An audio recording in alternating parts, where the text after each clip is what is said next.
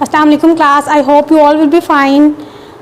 आज हम anatomy and physiology का एंडोक्राइनोलॉजी चैप्टर स्टडी करेंगे। Endocrinology is derived from two words endocrine and logy. Endocrine से मुराद यहाँ पे एंडोक्राइन सिस्टम है और लॉजी से मुराद मुतालिया है। इसमें हम एंडोक्राइन सिस्टम का मुतालिया करेंगे।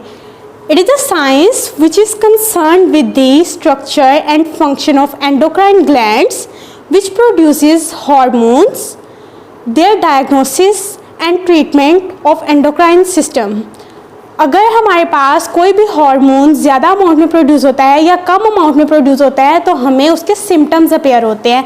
उन अलामात की बेस पे हम एक प्रोविजनल डायग्नोसिस बनाते हैं और हम पेशेंट को कहेंगे कि आप अपनी एक ब्लड रिपोर्ट करवा लें, जिसमें ब्लड प्लाज्मा लेवल में से उस हार्मोन का, उस स्पेसिफिक हार्मोन का लेवल हम चेक करेंगे। जब रिपोर्ट आएगी तो फाइनल डायग्नोसिस बन जाएगा और फिर हम ट्रीटमेंट प्रोसीड करेंगे। इस तरह से एंडोक्राइन ग्लैंड के जितने भी डिसऑर्डर्स होंगे उनको हम ट्रीट करेंगे। हम यहाँ पे सिर्फ एंडोक्राइन ग्लैंड्स को स्टडी कर रहे हैं। बेसिकली ग्लैंड्स दो टाइप्स के होते हैं, एक एंडोक्राइन और दूसरा एक्सोक्राइन। जो एंडोक्राइन ग्लैंड्स होते हैं वो डक्ट लेस होते हैं, वो इंजाइम्स वो जो होते हैं वो हार्मोन्स प्रोड्यूस करते हैं। और मिसाल के तौर पर पिट्यूटरी ग्लैंड, हम इसको डिटेल में स्टडी करेंगे, इसके हार्मोन्स को भी इन डिटेल स्टडी करेंगे। और जो एक्सोक्राइन ग्लैंड्स होते हैं इसमें डक्ट्स प्रेजेंट होती हैं, ये अपनी सिक्रीशंस को डक्ट्स में देते हैं। मिसाल के तौर पर सिलिवरी ग्लैंड, जीआईटी सिक्रीशंस जितनी भी होती हैं वो सब की सब एक्सोक्राइन होती हैं। हार्मोन्स या इसमें जो एंडोक्राइन था उसमें हार्मोन्स प्रोड्यूस हो रहे थे, लेकिन जो एक्सोक्राइन है इसमें इंजाइम्स और केमिकल्स प्रोड्यूस हो रहे हैं। दो टाइप्स हैं हार्मोन्स की, एक लोकल हार्मोन्स और दूसरा जनरल हार्मोन। लोकल हार्मोन्स जो हैं ये लोकल इफेक्ट देते हैं बॉडी के ऊपर। मिसाल के तौर पर एसिटाइलकोलिन जो है ये मसल को कॉन्ट्रैक्ट करने में हेल्प करता है। और जो दूसरे हार्मोन होते हैं वो जनरल हार्मोन होते हैं, ये जहाँ से प्रोड्यूस होते हैं उससे फार डिस्टेंट इनका इफ़ेक्ट होता है। मतलब ये दूर दराज जगह पर जाकर अपना इफ़ेक्ट परफॉर्म करते हैं, अपना एक्शन परफॉर्म करते हैं, क्योंकि ये प्रोड्यूस तो हो रहे हैं पिट्यूटरी ग्लैंड से। ब्लड के थ्रू ट्रैवल करते हुए ये स्पेसिफिक टारगेट ऑर्गन तक जाएंगे, टारगेट ऑर्गन पर रिसेप्टर्स होंगे, रिसेप्टर के साथ बाइंड करेंगे और फिर अपना एक्शन परफॉर्म करेंगे। हार्मोन्स जो प्रोड्यूस होते हैं इसे एक सेल भी प्रोड्यूस कर सकता है या मल्टीपल सेल्स भी प्रोड्यूस कर सकते हैं।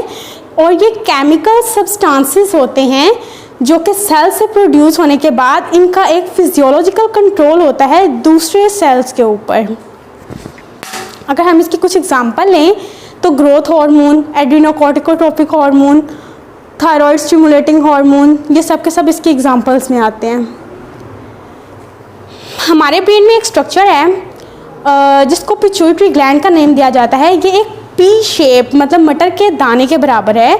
इसका जो अगला हिस्सा होता है वो भी हार्मोन्स प्रोड्यूस करता है और जो पिछला हिस्सा होता है वो भी हार्मोन्स प्रोड्यूस करता है। जस्ट सपोज अगर ये हमारे पास ब्रेन का स्ट्रक्चर है तो इससे एक पी शेप स्ट्रक्चर है जो कि पिट्यूटरी ग्लैंड का जिसको नाम दिया जा रहा है। इसका जो एंटीरियर पार्ट होगा वो जो हार्मोन्स प्रोड्यूस करेगा उसमें growth hormone, thyroid stimulating hormone, adrenocorticotropic hormone, follicle stimulating hormone and luteinising hormone आते हैं।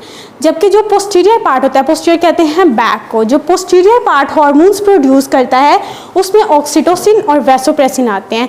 अगर हम ब्रीफली इनके फंक्शंस को डिस्कस कर लें यहाँ पे तो इनके नेम से ही इंडिकेट हो रहा है कि इनके फंक्शंस क्या क्या होंगे। जैसे कि ग्रोथ हार्मोन है तो वो सेल्स की ग्रोथ करवाएगा, बोन्स की ग्रोथ करवाएगा, विजरास की ग्रोथ करवाएगा। जो फॉलिकल स्टिमुलेटिंग हार्मोन है ये फॉलिकल्स को मैच्योर करवाता है। ल्यूटिनाइजिंग हार्मोन ओवुलेशन करवाता है। ऑक्सीटोसिन जो होता है ये स्मूथ मसल की कॉन्ट्रैक्शन करता है।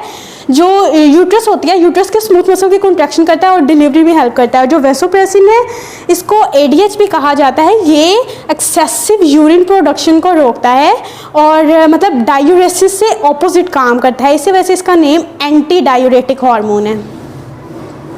अब हम इसको बुक से भी स्टडी कर लेते हैं। चैप्टर नंबर 12 है और एनाटॉमी एंड फिजियोलॉजी का पेज नंबर 177 है। इंट्रोडक्शन में सबसे पहले इसकी डेफिनेशन दी गई है एंडोक्राइनोलॉजी की। This is the science concern with the structure and function of endocrine gland, the diagnosis and specific secretions called hormones and the diagnosis and the treatment of the disorders of the endocrine system. इसके बाद हम hormones को study कर लेते हैं, hormones की definition को।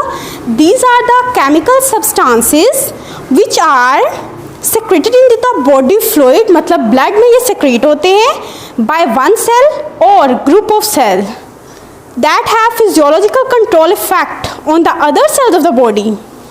Hormones अपना एक्शन कैसे परफॉर्म करते हैं? Hormones act by binding to the specific receptor site to the target organ. Next, इनके नेम से ही हमें इनके जो फंक्शंस थे वो इंडिकेट हो रहे थे, जैसे कि जो ग्रोथ हार्मोन था वो सेल की ग्रोथ करवा रहा था, और इसी तरह जो फॉलिकल स्टिमुलेटिंग हार्मोन था वो फॉलिकल्स को मैच्योर कर रहा था।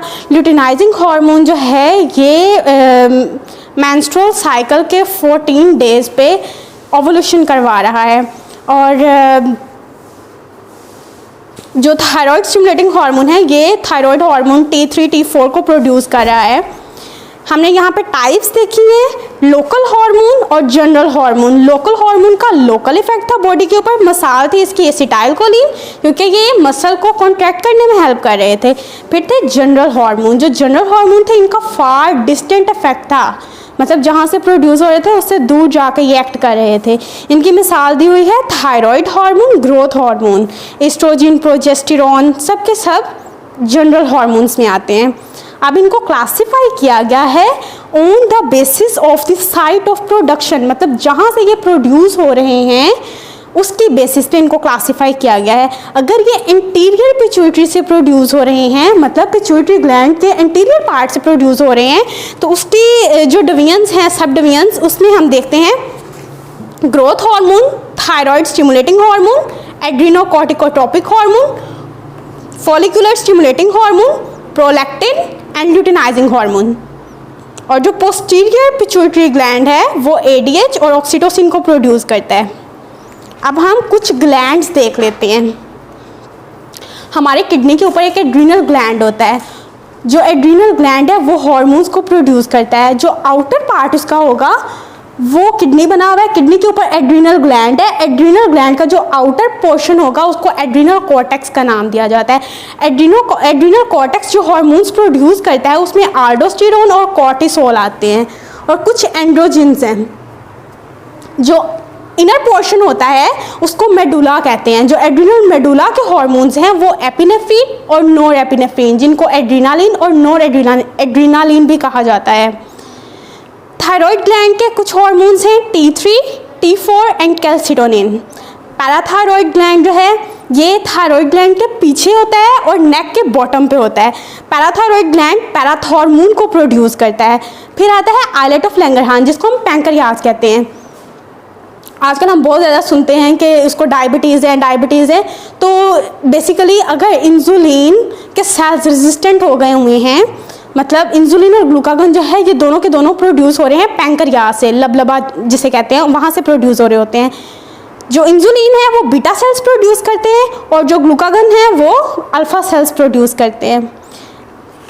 अगर हम देखें गोनेडोट्रोपिक हार्मोन्स, तो मेल्स में टेस्टिस प्रेजेंट होती हैं रिप्रोडक्टिव ऑर्गन के तौर पे, और ये टेस्टोस्टेरोन हार्मोन को प्रोड्यूस करेंगे।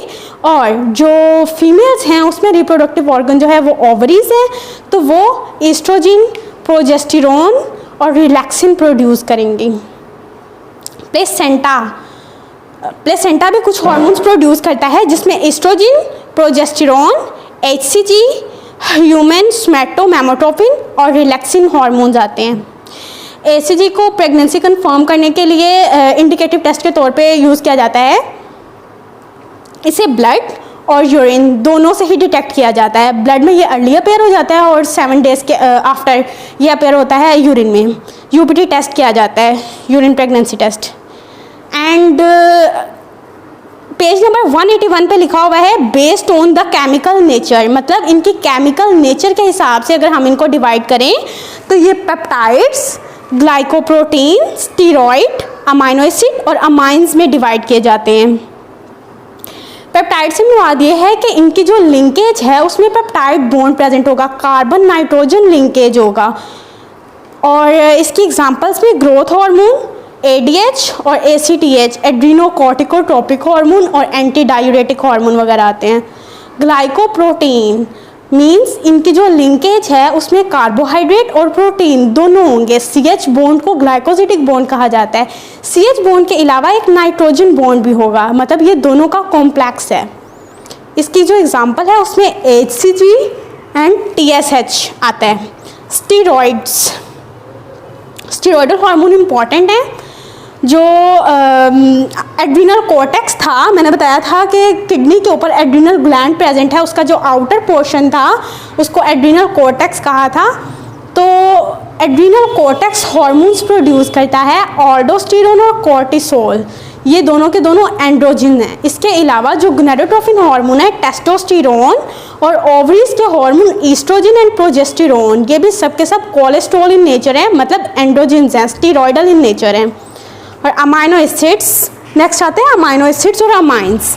जो अमाइनो एसिड की एग्जांपल है उसमें T3, T4 और अमाइंस में एसिटाइल कोलिन और एपिनेफ्रिन आते हैं। ये दोनों जो हैं ये टायरोसिन एक अमाइनो एसिड है उससे ड्राइव किए जाते हैं। आज हमने डिस्कस कर लिया है पेज नंबर 182 तक, आप इसको पढ़ें। और क्लास उम्मीद है आप लोगों को अच्छे तरीके से आज के लेक्चर की समझ आ गई होगी। अगर कोई मसला है तो आप पूछ सकते हैं, अपना फीडबैक दे सकते हैं। ओके, अल्लाह हाफिज़।